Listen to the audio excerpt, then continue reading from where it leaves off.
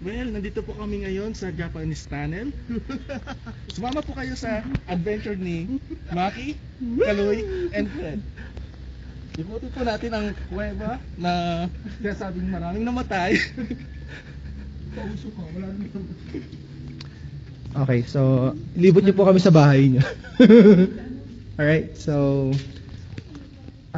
ano po bang istorya sa likod ng kuwebang ito? Well, marami. Yung mga katutubo po natin, ginayo itong bundok na to, kaya nabuo itong tunnel na to. At nabalita isa sa mga naging laman ng balita ay dito posibleng naitago ang kayamanan ni Yamashita. Gaano katotoo ang mga istorya nito? Hindi po totoo yan. Ano chismis? So, Hindi lang yan, kasi nandito ang kayamanan ni NBC. at ano po ba ang silbi ng tunnel na ito kung hindi pala ito taguan ng kayamanan? Ano ang istorya sa likod nito? Wala lang, nananakot lang. Ginawa po ba ito para lang may masabing tourist spot ang Baguio? Ganun po ba? Hindi naman. Sa palagi ko, kasama na rin ito sa kanilang kultura. Ang maghukay, kahit walang dahilan, ganyan. Oh my God. Ano to? Kaloy, anong masasabi mo? Yamashita's Crusher. Oo, ma.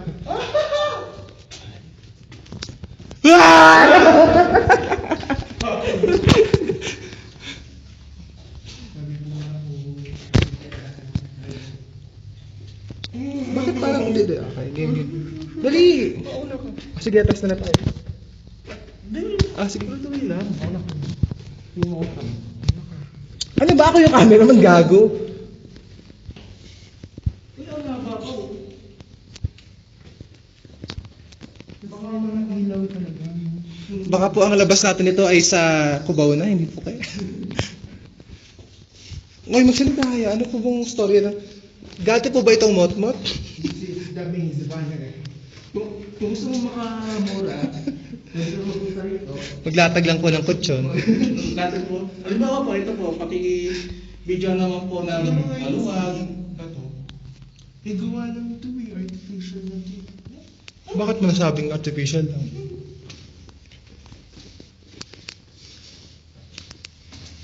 Gumagawa ko po sila ng staircase. Ay, fuck, putik. Ay, shit, putik nga.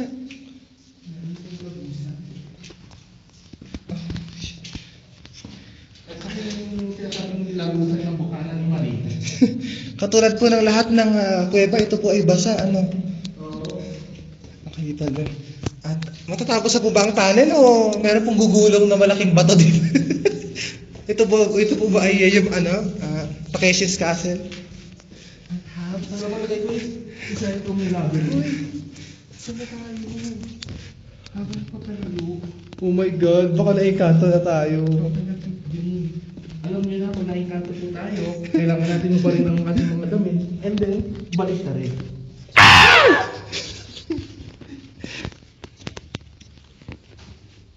Dalawang oras na po kami naglalakad at hindi pa rin po namin malaman ang...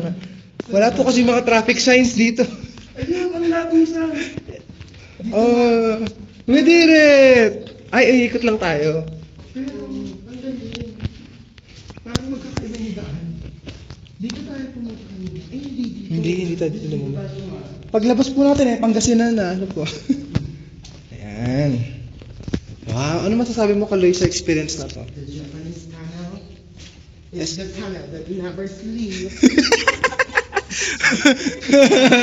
At gusto na po namin pasalamatan ng mga sumama sa amin, mga televiewers na sumubaybay sa paglalakbay namin ngayon sa Baguio. At meron po tayo dito at ito nga po pala talaga ay Japanese Tunnel. Ano po? Ayan. Pero wala akong nakitang ninja. Ay, hindi. Yun nga po, ito po palang tunnel na ito ay ginawa sa gitna ng mga taong 1942 at 1945. Okay. Nag-agree dun sa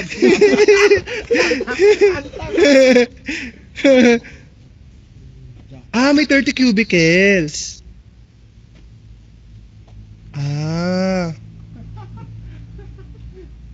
Okay. Kasi Diyan Mm-mm. mo nakita in the axis and X. Ayan na, Kaloy! Food. Kunin mo nga itong jacket sandali, malalaglag. Wait lang ha. Magpaalam ka na sa mga televiewers. Ayun na po yung bus po namin. Pinabas namin. Ito yung time cheese na tinatawag. Wala yan sa Pilipinas. Sa bago lang.